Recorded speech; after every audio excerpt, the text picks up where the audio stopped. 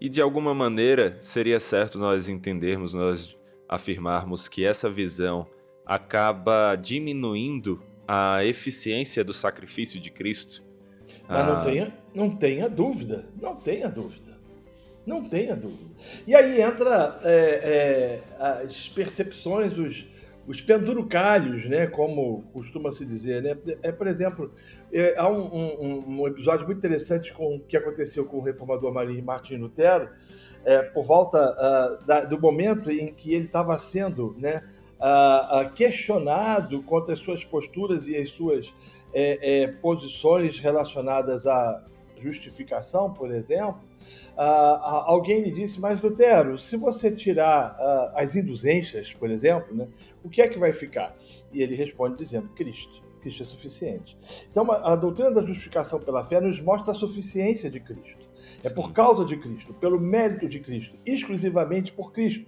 E nós não podemos fazer absolutamente nada. O que traz a reboque, né, uma outra percepção, né, que foi muito divulgada na Reforma Protestante, que se tornou um dos solas, que é o solus Cristo.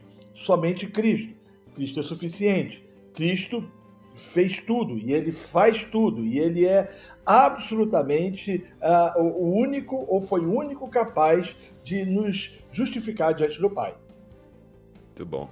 E aqui a gente vê algumas diferenças, né, importantes já sendo estabelecidas, algumas... Deixa eu só abrir um parênteses aqui, a Sim, gente vai falando sobre justificação.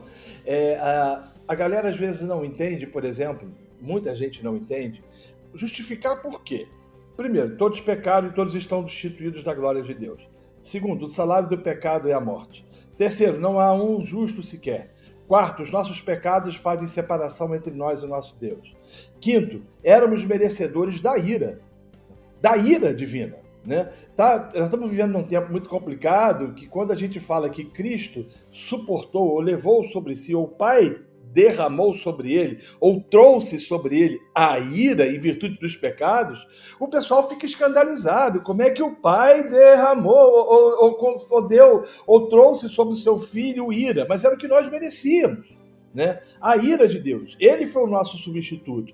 E por nós termos crido nele, e isso vem efetivamente pela graça, ele tirou a venda dos nossos olhos, ele levou sobre si as nossas iniquidades e as nossas transgressões, como justo, por mérito dele, ele nos justificou diante do Pai. Por causa de Cristo, nós fomos justificados diante do Deus Todo-Poderoso e não estamos mais sujeitos e suscetíveis à ira. E aí, quando Roma diz que mediante ao sacramento, ou aos sacramentos, ou é sacramental, você tira o foco de Cristo, daquilo que ele fez, daquilo que efetivamente ele pagou, o preço que ele pagou na cruz, que foi a sua morte pela nossa salvação e justificação.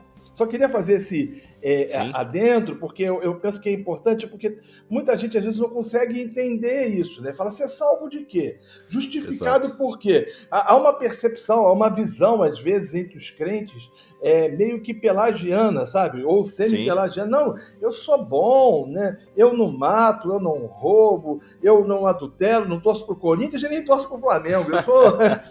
Eu sou uma pessoa maravilhosa. Mas não é, nós somos maus, nós somos sim. perversos. Cristo nos justificou diante do Pai. Ele recebeu a ira que éramos merecedores. E por causa disso, nos céus, diante do Pai, ele nos absolveu, somos justificados. Né? E é mérito exclusivo dele e não nosso. Não, com certeza. Isso é um parêntese importantíssimo aí que você fez, porque as pessoas, para entender a justificação, precisam entender primeiro o que é a condenação que nós merecemos, né? Eu acho que isso é um Exatamente. erro muito comum que nós vemos, por exemplo, nas tentativas de evangelismo de algumas igrejas, onde as pessoas são ensinadas a chegar para falar do evangelho dizendo Jesus te ama, né? Exatamente. Jesus te salva, mas do que? A pessoa não sabe que ela está precisando de salvação.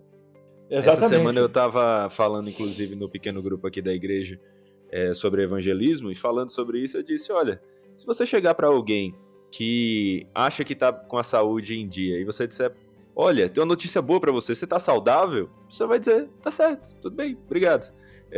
Agora, você chegar para alguém que entende que está com uma doença terminal, que está sofrendo ali, pronto para padecer, e você dizer, olha, você tem salvação, essa é a boa notícia, aí a pessoa vai entender a grandeza da salvação. Semelhantemente é com Cristo, né? Você primeiro precisa enfatizar essa condenação do que nós precisamos ser salvos, e então a justificação, como você colocou aí, né? Mas aí é o problema. A gente vive uma época politicamente correta que não é muito saudável, entre aspas, falar sobre pecado, sobre condenação.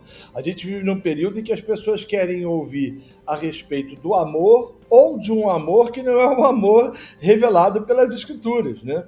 Então, assim, não tem como a gente entender justificação sem que a gente entenda que somos pecadores, sem que a gente compreenda nosso estado de miséria e sem que a gente discirna de forma absolutamente clara a bondade de Deus através da morte de Jesus Cristo na cruz do Calvário.